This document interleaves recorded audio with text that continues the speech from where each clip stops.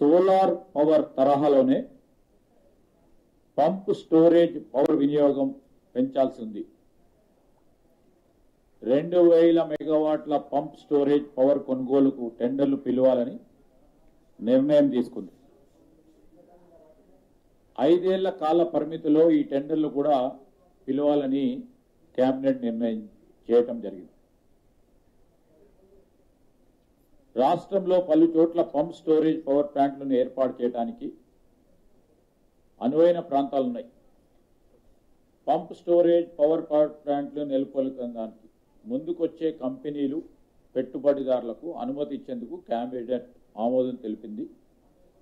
ఇప్పటికే డిస్కాంల వద్ద ఉన్న ఎంఓఏలను కూడా పరిశీలించాలని నిర్ణయం తీసుకుంది. రాష్ట్రంలో 10,000 మెగావాట్ల పంప్ స్టోరేజ్ విద్యుత్ ఉత్పత్తి ప్లాంట్లను ఏర్పాటు చేయడానికి అనుమతులు ఇవ్వాలని మంత్రివర్గం నిర్ణయం చేయడం జరిగింది. ఈ ప్లాంట్లు ఎవరైతే ఏర్పాటు చేయడానికి ఆసక్తి ప్రదర్శించే కంపెనీలకు ప్రభుత్వం అవసరమైన భూమి, నీళ్లను అందజేస్తూ ఈ ప్లాంట్లలో ఉత్పత్తి అయ్యే విద్యుత్తును ముందుగా మన డిస్కాంలకే అమ్మాలని షరతుతో ప్రభుత్వం ఒప్పందం చేసుకుంటుంది. రాష్ట్రానికి కొత్త పరిశ్రమలు, పెట్టుబడులను ఆకర్షించేందుకు క్లీన్ అండ్ గ్రీన్ ఎనర్జీ పాలసీలో భాగంగా రాష్ట్ర మంత్రివర్గం మరో కీలకమైన నిర్ణయం తీసుకుంది. దాంట్లో కొత్తగా స్థాపించే పరిశ్రమలకు అవసరమైన విద్యుత్తుని తమంతటగా తామే సొంతగా ఉత్పత్తి చేసుకోవడానికి అవకాశం కల్పిస్తూ ఉంది. కొత్త పరిశ్రమలు క్యాప్టివ్ పవర్ జనరేషన్ కు అప్లై చేసుకుంటే వెంటనే అనుమతి ఇవ్వాలని నిర్ణయం తీసుకుంది. ఇందులో విద్యుత్ ఉత్పత్తి సామర్థ్యానికి సంబంధించిన ఎలాంటి గరిష్ట పరిమితి ఉండదు. ఇప్పటికే రాష్ట్రంలో ఉన్న పరిశ్రమలకు ఇప్పుడున్న విధానంలోనే విద్యుత్ సరఫరా జరుగుతుంది. అదేవిధంగా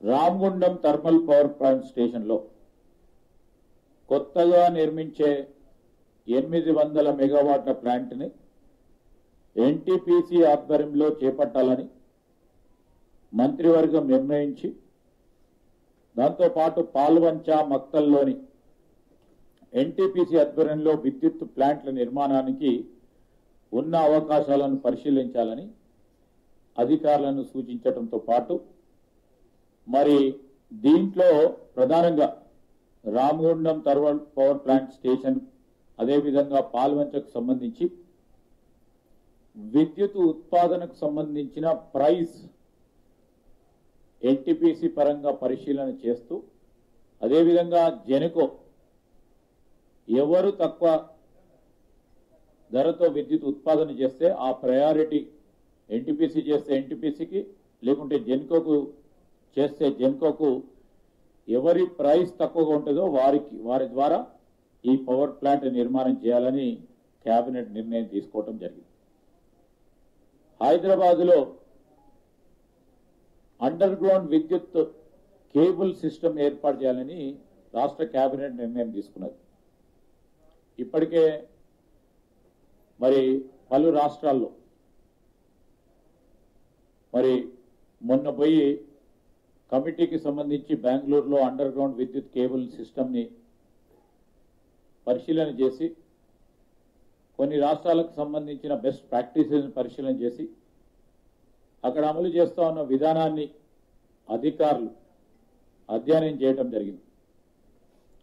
అక్కడ అమలు చేసిన విధానం ప్రకారం జిహెచ్ఎంసీ పరిధిలో అండర్ గ్రౌండ్ కేబుల్ సిస్టమ్ ఏర్పాటుకి దాదాపు 14,725 కోట్ల ఖర్చు అవుతుందని అధికారులు ప్రాథమికంగా అంచనా వేశారు. హైదరాబాద్ సిటీని విద్యుత్ సర్కిల్ వారీగా 3 విభాగాలుగా విభజించి ఈ ప్రాజెక్టు చేపట్టాలని మంత్రివర్గం నిర్ణయం తీసుకుంది.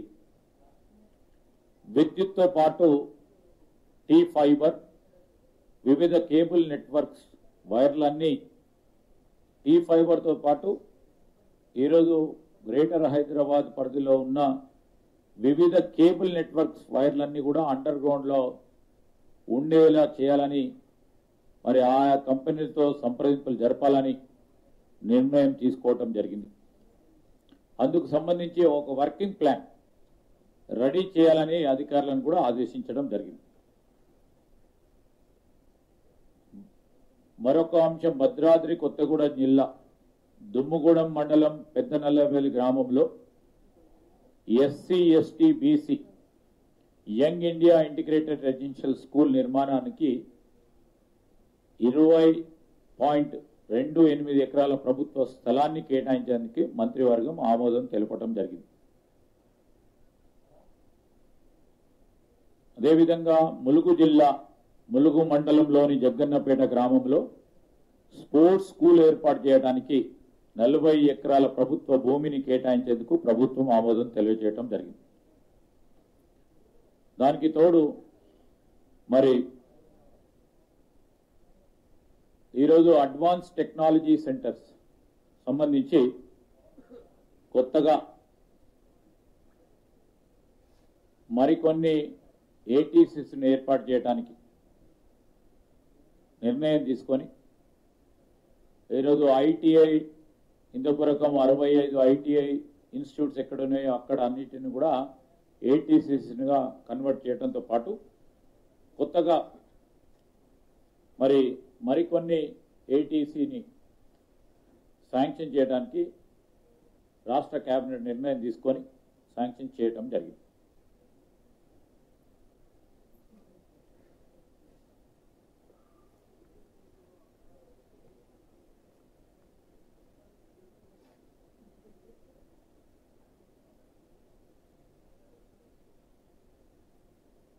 ఈరోజు నేను ఒక ఏటీసీకి సంబంధించి మొన్న జూబ్లీ హిల్స్కు సంబంధించి అక్కడ కూడా ఏటీసీ ఏర్పాటు చేస్తామని ముఖ్యమంత్రి గారు ఇచ్చిన హామీ మేరకు జూబ్లీ హిల్స్ కూడా అక్కడ ఉన్న యువతీ యువకులకు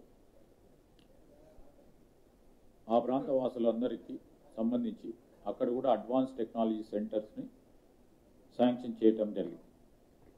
మీరు అడిగిన ప్రశ్నకు సంబంధించి క్యాబినెట్లో ఇప్పుడు చర్చ కాలేదు, ఆల్రెడీ ఎంక్వైరీ నడుస్తూ ఉంది. దానికి వచ్చిన పూర్తి స్థాయిలో ఎంక్వైరీ రిపోర్ట్ వచ్చిన తర్వాత తప్పకుండా ఆ ఎంక్వైరీ రిపోర్టును పరిశీలించి తగు విధమైన చర్యలు తీసుకోవడం జరుగుతుంది.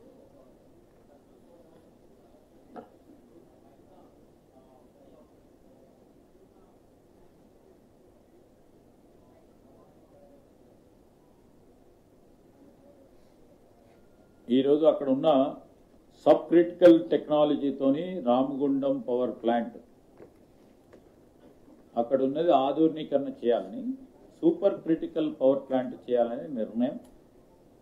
దాంతోపాటు ప్రభుత్వం కూడా ఆ ప్రాంత ప్రజలకు సంబంధించి పిట్ హెడ్ దగ్గరనే విద్యుత్ సరఫరా చేసే కోల్ బేస్డ్ థర్మల్ ప్లాంట్ ఏర్పాటు చేయాలని చాలా సంవత్సరాలుగా ఆ ప్రాంత వాసులకు సంబంధించి ఉన్న డిమాండ్తో పాటు ఆ ప్రాంతానికి సంబంధించిన మా గౌరవ శాసనసభ్యుడు రాజ్ ఠాకూర్ గారు ఆ ప్రాంత వాసులందరి తరఫున ఒక ప్రధానమైన ఎమోషన్ సెంటిమెంట్తో పాటు అక్కడ అవసరం ఉంది.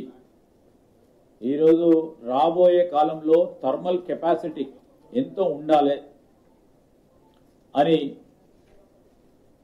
ఒక ప్రణాళిక సిద్ధం చేసుకొని దానికి అనుగుణంగానే ఈరోజు పవర్ ప్లాంట్ను ఏర్పాటు చేసుకునే ప్రయత్నంలో మరి ముఖ్యమంత్రి గారు అదేవిధంగా డిప్యూటీ చీఫ్ మినిస్టర్ గారు పూర్తి స్థాయిలో పరిశీలన చేసి ఒక నిర్ణయం కేబినెట్ ఆమోదం కూడా తెలపడం జరిగింది. ఏం సార్,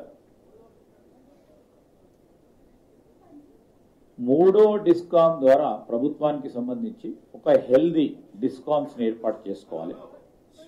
తనకు అనుగుణంగానే విద్యుత్తుకు సంబంధించి అనేక అంశాలు క్రోడీకరించి మనము పూర్తి స్థాయిలో అంటే ఒక సిస్టమటైజ్ సర్వీసెస్ను అప్పగించే ప్రయత్నం చేయాలని.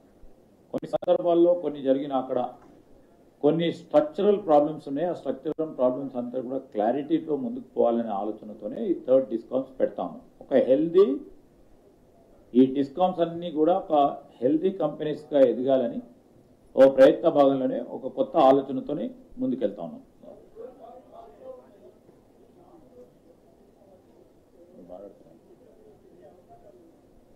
ఇప్పటి వరకు ఏదైనా ఛార్జీలు పెంచినావా? ఇప్పుడు ఏవైతే డిస్కామ్లు వారికి సంబంధించిన విద్యుత్ అవసరాలకు సంబంధించి దానికి తోడు మరి ఛార్జీలు పెంచానా లేదా అని ఇప్పటి వరకు డిస్కామ్ నుంచి ప్రతిపాదన రాలేదు. ఇప్పటి వరకు అయితే ఆ ప్రస్తావన లేదు.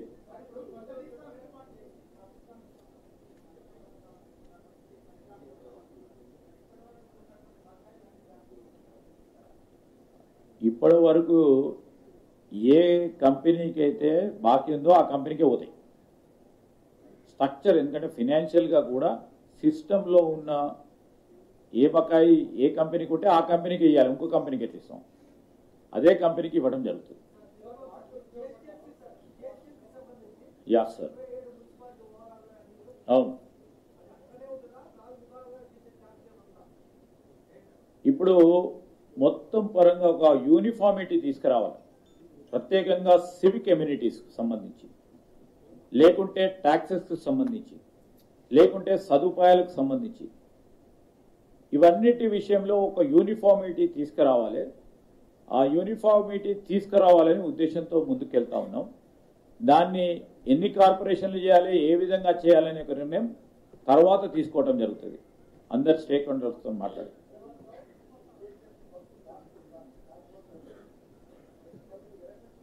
అవును.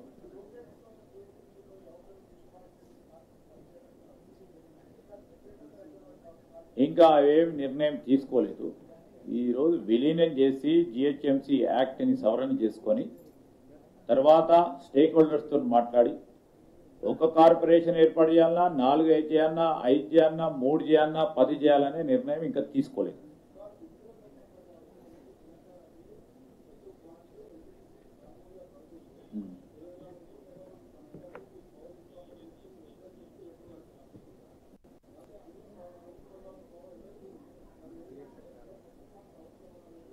ఇప్పుడు అందుకోసమే స్పష్టంగా ఇక్కడ ఎనర్జీ మంత్రి గారు కూడా ఉన్నారు. స్పష్టంగా ఎన్టీపీసీ వారి ద్వారానే విద్యుత్ ప్లాంట్ ఏర్పాటు చేయాలి. ఆ 2400 మెగావాట్లకు సంబంధించి మాకు వద్దు అని రాసిన వాళ్ళని మీరు అడగాలి. ఈరోజు విద్యుత్తు మాకు కావాలి,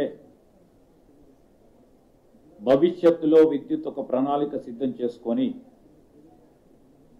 కన్ను రెప్పపాటు కూడా విద్యుత్ లేకుండా మన ప్రజలు ఉండొద్దని ఒక నిర్ణయం తీసుకొని ఈరోజు ఎన్టీపీసీ వారు సంకల్పించిన ఆ కార్యాచరణలో వారిని తీసుకోమని చెప్తా ఉన్నాము.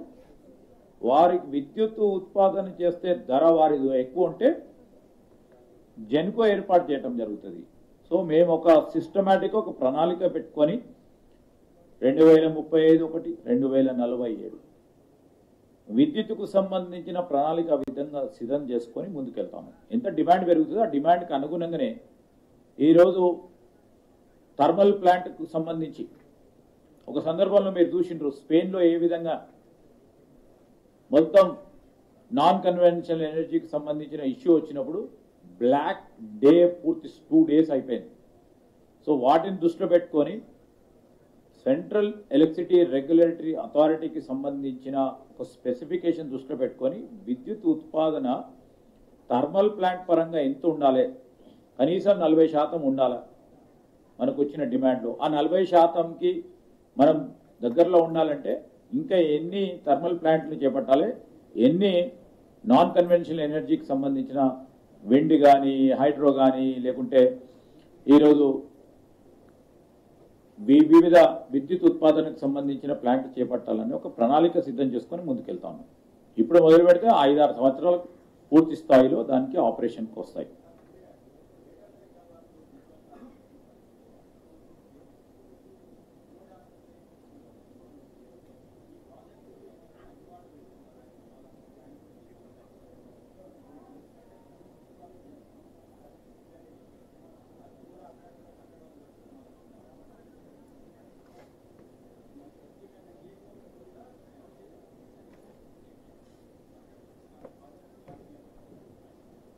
డెఫినెట్లీ ఆ పర్ఫెక్ట్ ప్లానింగ్తో పాటు అమలు చేయాలి అనే ఉద్దేశంతో కొన్ని ఇన్సిడెంట్స్ మీరు చెప్పినట్టు 2-3 ఇన్సిడెంట్స్ ద్వారా మరి ప్రజల నుంచి వచ్చిన వారి అభిప్రాయాలను కూడా తెలుసుకొని ఈరోజు కేబుల్కు సంబంధించి అండర్ గ్రౌండ్ ఏర్పాటు చేయాలి. ఆ అండర్ గ్రౌండ్ కేబుల్కు సంబంధించి ఒక మల్టీపర్పస్ యూటిలిటీ ఉండాలి అనే ఉద్దేశంతోనే ముందుకు పోతా ఉన్నాం. ఒక ప్రణాళిక సిద్ధం చేసుకుంటా ఉన్నాం. పేపర్ సబ్మిట్ చేసిన తర్వాత, స్టడీ పేపర్ సబ్మిట్ చేసిన తర్వాత ఏవైతే ఆపరేషన్ సర్కిల్స్ ఉన్నాయో ఎలక్ట్రిసిటీది, దాని పరంగా ఇప్పుడు ముందుకెళ్లాలని కేబినెట్ నిర్ణయం తీసుకుంది. తప్పకుండా అన్ని ప్రభుత్వాలు మాట్లాడుతూ ఉన్నాయి, ఆచరణలో చూపెట్టలేదని మీరు అంటా ఉన్నారు. మా ప్రభుత్వం ఆచరణలో పెట్టే అంశాలే ప్రజల ముందర పెడుతుంది. ఖచ్చితంగా ఆచరణలో పెట్టి ఆపరేషన్లు చేసి ముందుకెళ్ళటం జరుగుతుంది.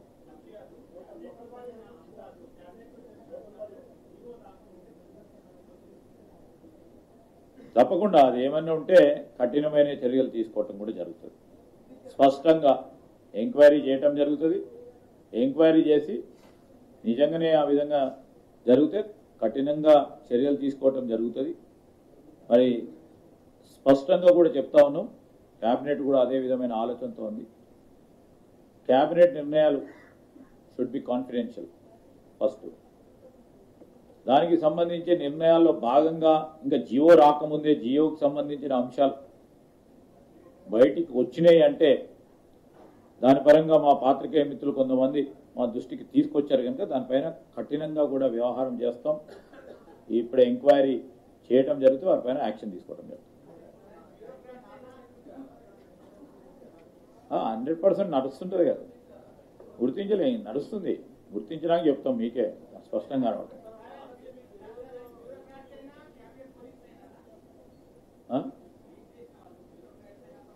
ఎవరైనా అంతే కదమ్మా, ఎవరైనా అంతే కదా, ఎవరైనా అందరికీ ఒకటే, ఈక్వల్.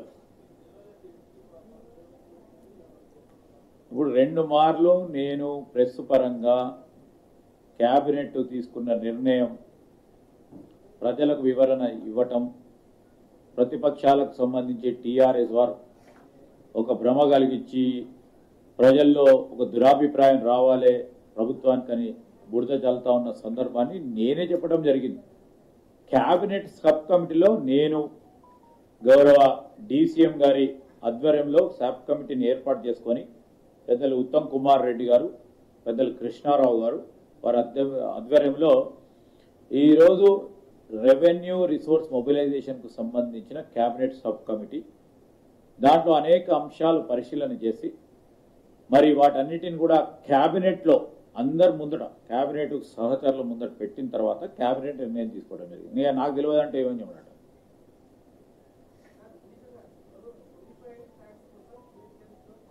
నేను యూనిఫామ్ ట్యాక్స్ అని కాలే, యూనిఫామిటీ అడ్మినిస్ట్రేషన్లో అన్ని రంగాలలో కూడా డెవలప్మెంట్ పరంగా సంక్షేమం, అభివృద్ధి అన్ని కార్యక్రమాలు సక్రమంగా యూనిఫామ్గా జరగాలి.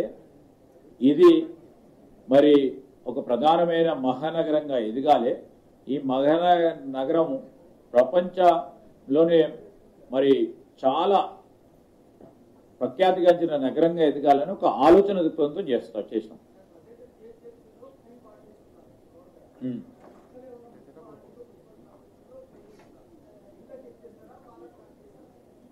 ఇప్పుడు ఏ కార్యక్రమం చేసినా 10 మందికి మేలు చేసే ప్రయత్నం చేస్తాం. మీరు అన్నట్టు ఇక్కడ అక్కడ అమలు అవుతుందా, అక్కడ బెస్ట్ ప్రాక్టీసెస్ ఏది ఉంటే అది అమలు అవుతుంది. ఇక్కడి నుంచి అక్కడికి, అక్కడి నుంచి ఇక్కడికి. అది ఇంకేం ఆలోచన చేయాలి. ఇంకా దాని గురించి ట్యాక్సెస్ రాబడి దాని గురించి ఆలోచన చేయాలి. అడ్మినిస్ట్రేషన్ సాఫీగా జరగాలి, అక్రమాలు జరగకుండా ఉండాలి అని పూర్తి స్థాయిలో ఒక సిస్టమేటిక్ గా అడ్మినిస్ట్రేషన్ తీసుకెళ్లాలని ఒక ఆలోచన. Thank you.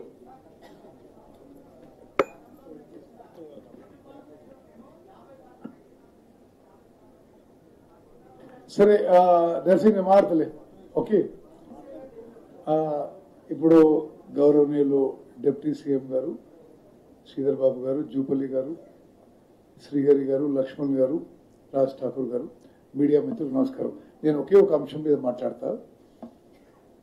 Deputy chief minister గారు, నేను, శ్రీధర్ బాబు గారు, జూపల్లి గారు రాష్ట్ర ప్రభుత్వంలో cabinet sub committee on resource mobilisation మీద మేము సభ్యులం. ఈ అంశం ఔటర్ రింగ్ రోడ్ పరిధిలో ఉన్న ఇండస్ట్రియల్ ల్యాండ్స్ విషయంలో మా సబ్ కమిటీ పరిశీలన చేసి ఇప్పుడు తీసుకున్న చర్యలు మేము చేసిన రికమెండేషన్స్ ప్రకారమే జరిగినాయి. మీ అందరికీ అంటే చాలా స్పష్టంగా చెప్పాల్సుకున్నది ఏంటంటే, ఈ మధ్య కేటీఆర్ గారు కానీ హరీష్ రావు గారు మాట్లాడే మాటలు పూర్తిగా అబద్ధాలు, అసత్యాలు. దాంట్లో ఒక్క మాట నిజం కూడా లేదు.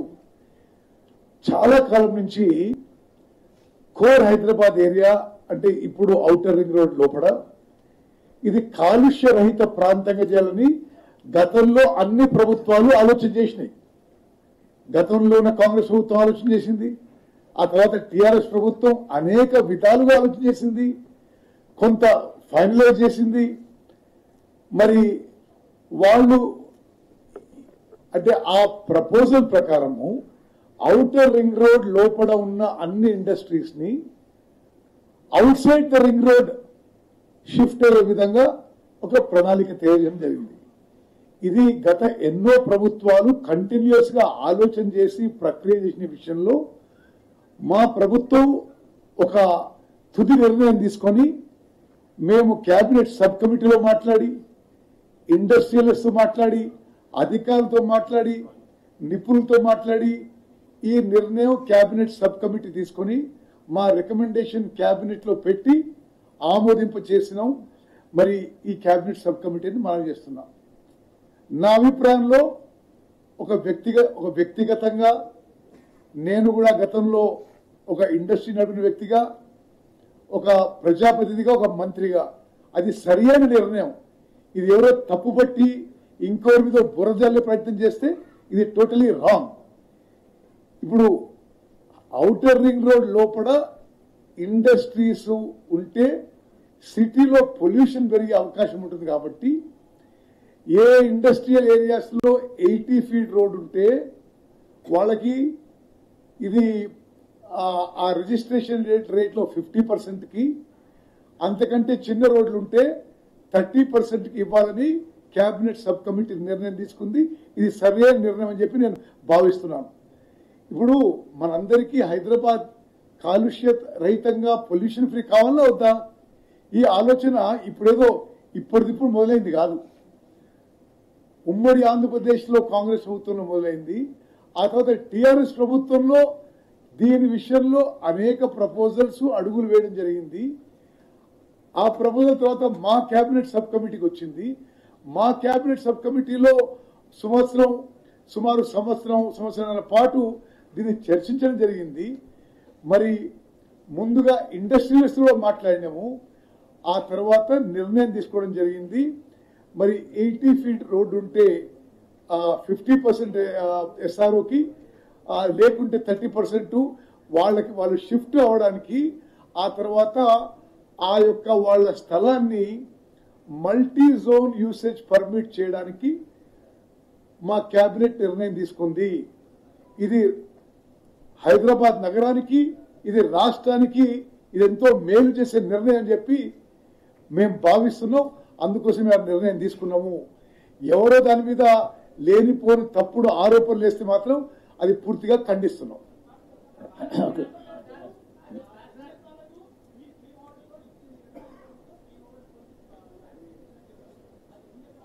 చూడు బాబు, I'm not going into freehold lease hold.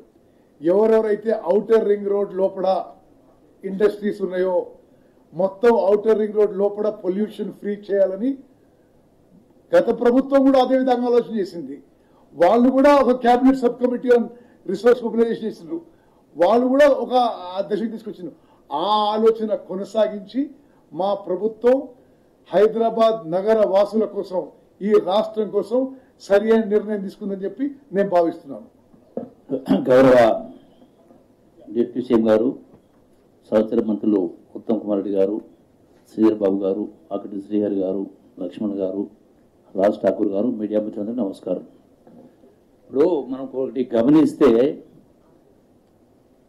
2023 ఎన్నికల్లో ఘోరంగా విఫలమైనటువంటి ఓడినటువంటి బీఆర్ఎస్ పార్టీ నాయకుల మాటల్ని గడిచిన 2 సంవత్సరాలు చూస్తూ ఉంటే గడిచిన 2 సంవత్సరాల కాలంలో ఎన్నో రకరకాల ఆరోపణలు కాంగ్రెస్ పార్టీ పైన, ముఖ్యమంత్రి గారి పైన, మంత్రుల పైన రకరకాల ఆరోపణలు చేయడం జరిగింది. మరి మొన్న జరిగినటువంటి జూబ్లీస్ ఎన్నికల సందర్భంగా కేటీఆర్ ఒక మాట మాట్లాడాడు. ఈ జూబ్లీస్ ఎన్నికలు రెఫరెండం అని మాట్లాడాడు. మరి మీరు చేసినటువంటి అంటే బట్టగాల్చి మీదేసే పరిస్థితి చేస్తూ మీకు అడ్డగోలుగా సంపాదించినటువంటి కోట్ల రూపాయలు ఖర్చు పెట్టు ప్రచారాలు చేస్తున్నటువంటి గోబెల్స్ ప్రచారం చేసిన తర్వాత కూడా మరి జూబ్లీస్ ఎన్నికల రిజల్ట్ వచ్చింది. అంటే రెఫరెండం అంటే ప్రజలు గడిచిన 2 సంవత్సరాల కాంగ్రెస్ పార్టీ పరిపాలన పైన, రేవంత్ రెడ్డి గారి పరిపాలన పైన తీర్పు ఇస్తారు అన్నాడు. తీర్పు ఇచ్చిండు. దీని అర్థం ఏంటి? ఒకటి. రెండవది అంటే మీరు పోయిన ప్రతిష్టను ఎట్లా కాపాడుకోవాలంటే అవకాశం లేక ప్రభుత్వం చేస్తున్నటువంటి పార్టీని, ఇప్పుడు ప్రభుత్వం అధికార పార్టీ ముఖ్యమంత్రిని అట్లాగే పార్టీని మంత్రుల్ని అప్రతిష్ట పాల్చే కార్యక్రమం చేస్తే దానివల్ల మాకు లబ్ధి జరుగుతుంది. ఒక పర్సెప్షన్కు ఇవాళ కేటీఆర్ అయినా హరీష్ రావు అయినా ఆలోచనతో ఉన్నట్టు స్పష్టంగా అర్థమవుతుంది.